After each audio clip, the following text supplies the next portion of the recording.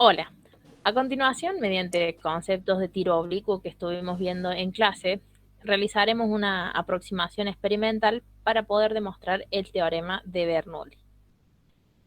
El mismo, de forma ideal, consiste en un recipiente que contiene agua hasta un nivel H, como se ve en la imagen, con dos perforaciones a distintas profundidades, que en este caso llamamos H1 y H2.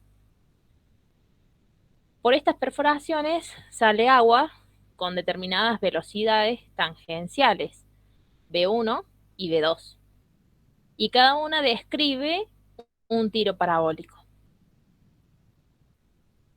Cayendo el agua a una longitud X, acá en este caso sería X1 y X2, sobre el eje horizontal paralelo a la base del recipiente, en un tiempo determinado.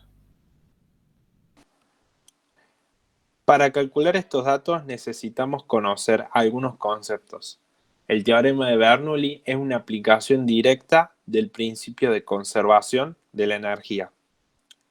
La ecuación de Bernoulli relaciona la presión, la rapidez de flujo y la altura para el flujo de un fluido ideal.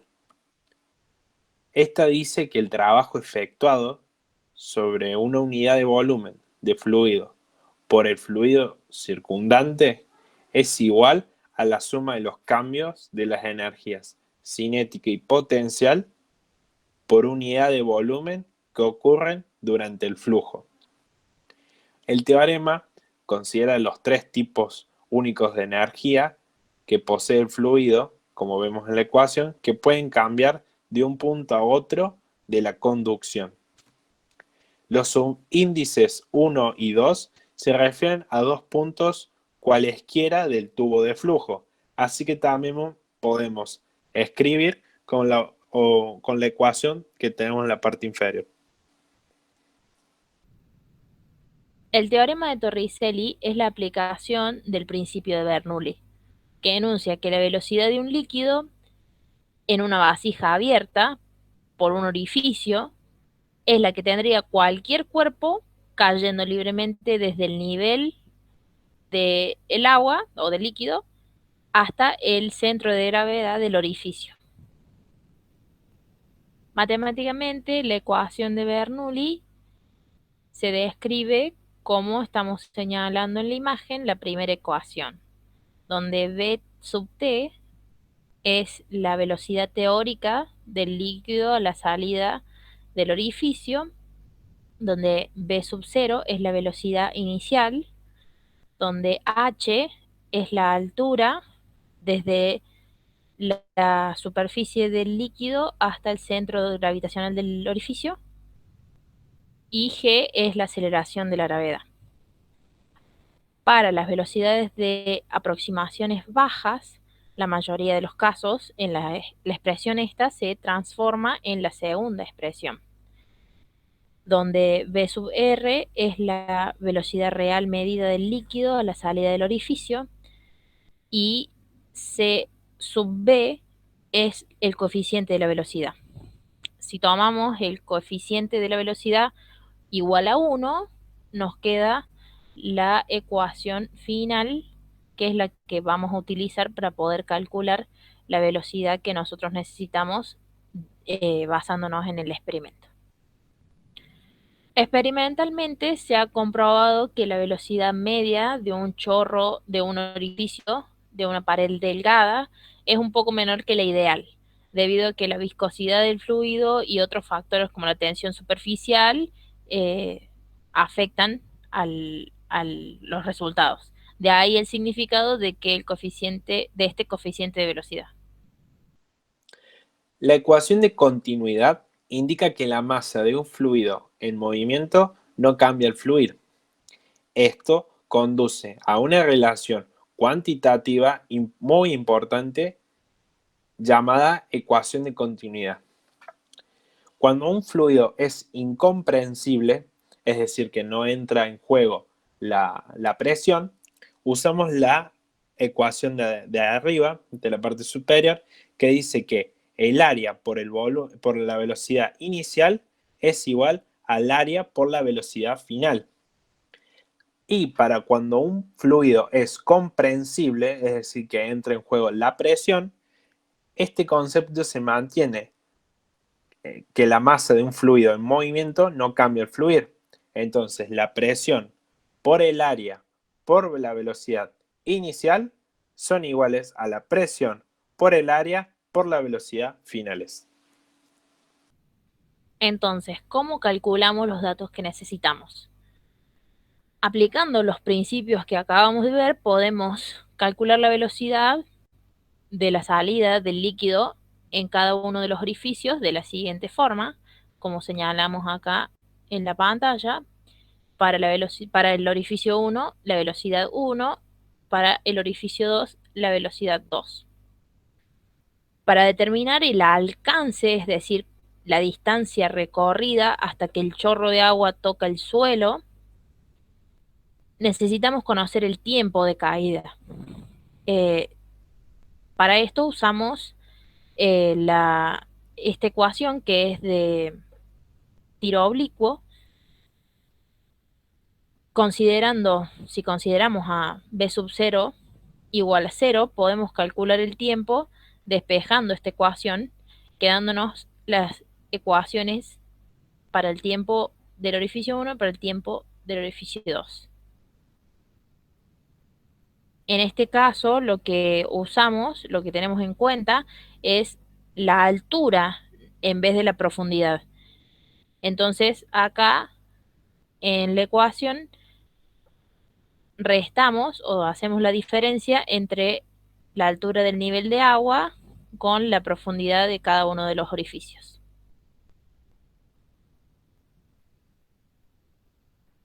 Sabiendo que en el tiro parabólico a lo largo del eje X la velocidad es constante, entonces sabemos que la velocidad en X es igual a la distancia sobre el tiempo. Como vemos acá, para cada uno,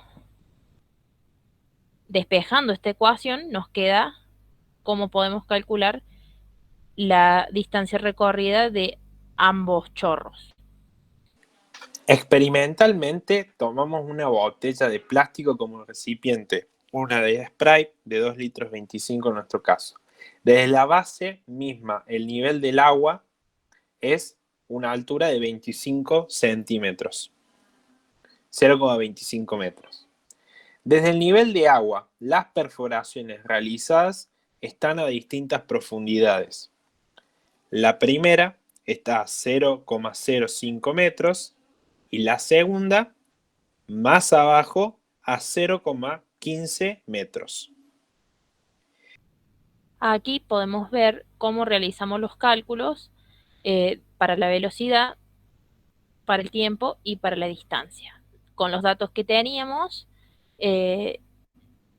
pudimos calcular la velocidad del agua que sale por el orificio 1 y por el orificio 2, el tiempo y la distancia. Estos cálculos los vamos a comparar a continuación con la distancia recorrida experimental para después poder lograr una conclusión y ver si hay alguna diferencia entre los resultados teóricos y los resultados experimentales.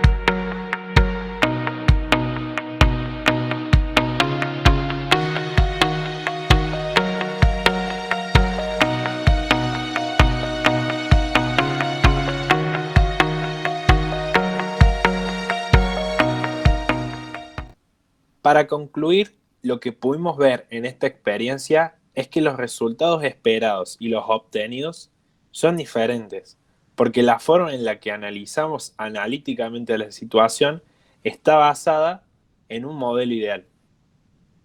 Es decir, un sistema de referencia simplificado para su análisis, porque en la realidad hay un montón de otros factores que lo afectan, como dijimos anteriormente.